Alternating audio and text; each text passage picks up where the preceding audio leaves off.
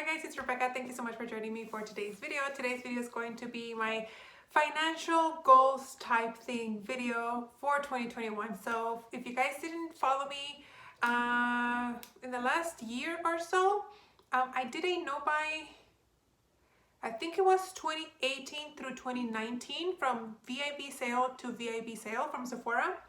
And I did really well. And then for the rest of 2019 and 2020, I kind of did like post no buy updates and showed you guys what I bought and things like that. And then towards the end of 2020, I decided to do kind of like a credit card debt payoff type thing series, piggybacking off those post no buy updates. So I figured that for 2021, instead of doing like keeping piggybacking, if that makes sense, off of those videos, I figured I would do a whole new series about paying off a certain amount of debt. And so for 2021, if you guys watched my finale, I guess for my credit card debt payoff thing, I wasn't sure if to pay off my credit card or my car loan. So I decided to go ahead and pay off my personal loan instead of my car loan. Reason being is because my car payment is rather high. At least I consider it to be rather high. And my personal loan is significantly less than my car loan. So I could, and I'll use this word lightly, easily triple my personal loan payment, and it would equal about a little bit more than my car payment. Whereas if I focused on my car payment, I wouldn't be able to pay off as like triple it like I would my personal loan. You know what I mean? So I feel like I'd be able to make more progress on the personal loan than on the car loan. So for 2021, I decided to go on a low buy for beauty and skincare items. So I knew how big my collection was because I just did a makeup inventory back in December, and I was gonna do a low buy for makeup only, but I decided to take a look at my skincare collection because I feel like I kind of compensated because I wasn't really buying makeup. I was buying a lot of skincare, and I did bring in a few new things into my collection, though most of them were like deluxe size samples or gift with purchase type things. I still want to make sure that I get use of the collection that I have. So my low buy is going to consist of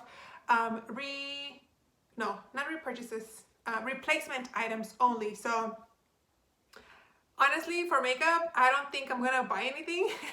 And I wanted to do a haul because I did purchase quite a few things at the end of 2020 with all the sales that were going on, but I don't have, like, I only got one order in right now.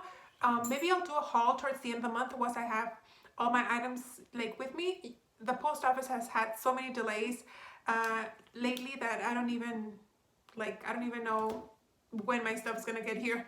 Like I said, I only have one thing that came in, but anyway, I lost my train of thought. Anyway, I'm just gonna be replacing things that I run out of for sure. Makeup wise, I shouldn't be running out of anything. And skincare, I'm thinking just like serums because I don't have really any serums in my back stock, and that's pretty much it. I did do a what do you call it? Like, I went back to my purchases from both Ulta and Sephora, and cumulative. You guys know, like, I summed up everything I spent on makeup only, and that was $480. So in the year of 2020, I spent $480. That's a combination of Ulta and Sephora. I don't even think I made VIB for Sephora. I really mainly spent my money at Ulta because just Ulta has better rewards. But I did make, is it platinum? Which one is the highest one? Diamond? Or I made like the second to the highest tier. I didn't make the highest tier just because I have really been spending like top dollar on skincare. I have just discovered skincare that I enjoy, and good skincare is expensive. I'm not saying that inexpensive skincare is not expensive, but my skin, I guess, has expensive taste because I really enjoy the Kate Somerville Wrinkle Warrior Serum. That serum is $100 and that lasts me about 6 weeks because I use it day and night.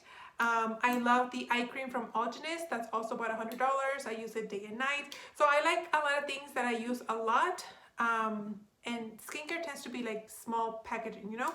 So you tend to spend a lot more money on that. So that's why I wanted to do the inventory that you guys just saw in my last video. I wanted to know how much of what category, how much of each category I had before I said, oh, I can spend all this money on skincare. But as it turns out, I have plenty of skincare still. And skincare does go bad. I feel like skincare goes bad sooner than makeup does. So I really want to focus on getting use out of that. Hopefully by the end of the year, I will do another skincare inventory and another makeup inventory. And that way I can show you guys if like how much I was able to use up. So in reality right now, I don't foresee myself buying anything because I really don't need anything. And I didn't want to put myself on a no-buy purely for psychological reasons. It's like when you go on a diet, when you like tell yourself you can't have something, that's when you want it the most. But when you give yourself the option of having it with moderation, you kind of like think about it and it's kind of like, no, I don't want it anymore. And that's what I did for 2020. It kind of worked for me. Many times I went online at Sephora or at Ulta and I would add stuff to my cart and I would let it sit there for a few days, and then after a few days I was like, no, I don't really want it, like the urge is gone, and I would just delete it. So I want to learn to control those urges, and I feel like being on a no buy is not realistic because like for me, for myself, I want to be able to control an urge without being super restrictive. So compared to other years where I have spent almost $1,500 worth of makeup, having just spent like a third of that on makeup in this year was a real win for me. Yes, I purchased a lot of stuff that I didn't want or that I didn't need, but the fact that I was able to control the urges and not go overboard, that's a huge win for me. As a matter of fact, I had only spent, I think it was $360 up until November. And then after Black Friday and all the Christmas sales, that's when I went up to the $480 or whatever it is that I said right now. So, I mean, $300 for the majority of the year, that's really good. So I'm hoping that I can keep that momentum going. I do want to give myself like a little wiggle room with the no buy in case I want to buy something like during a sale, like the Ulta's 21 Days of Beauty. If something that I use every day does go on sale, you know, give myself the liberty to buy that. But mainly I want to do the no buy to help with my financial goals. So going back to the financial goals, I know you can do this on computer, but this just gives me more satisfaction.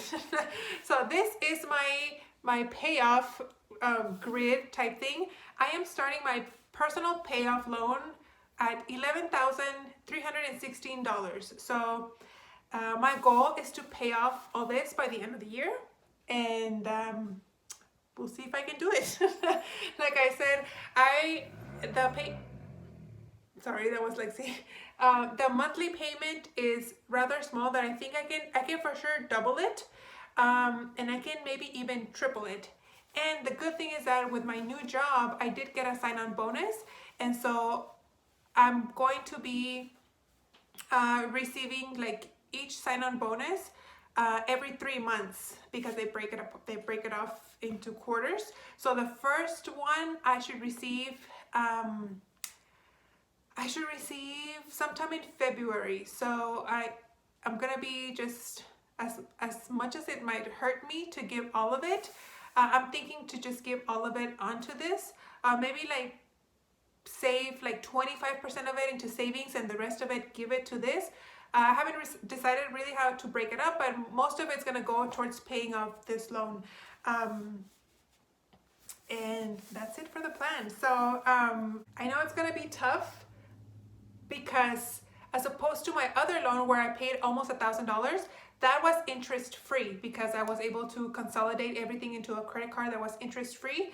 This, however, is a loan with the bank. So I don't think, correct me if I'm wrong, I don't think I can like transfer this balance onto a credit card to make it interest free. I don't think I can do that because it's a loan through the bank. If you guys know the answer to that, let me know. Or maybe I should have done some research on that. But anyway, like I said, this does have some interest, so I don't think I'm gonna be able to pay it off as soon as I did.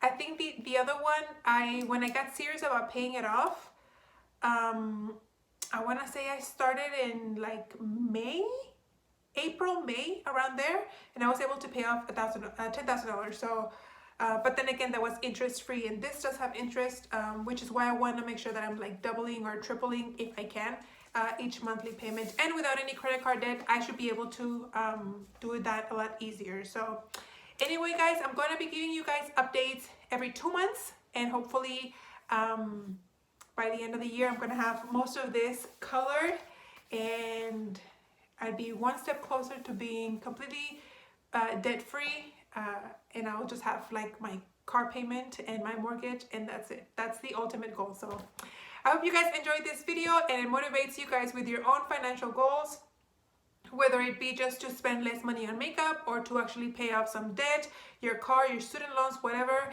I hope this encourages you guys, and it motivates you to keep that challenge, that goal in mind for throughout the rest of the year. And let's just chit chat in the comments and encourage each other to keep going forward. Thank you guys so much for watching, and I'll see you on the next one. Bye.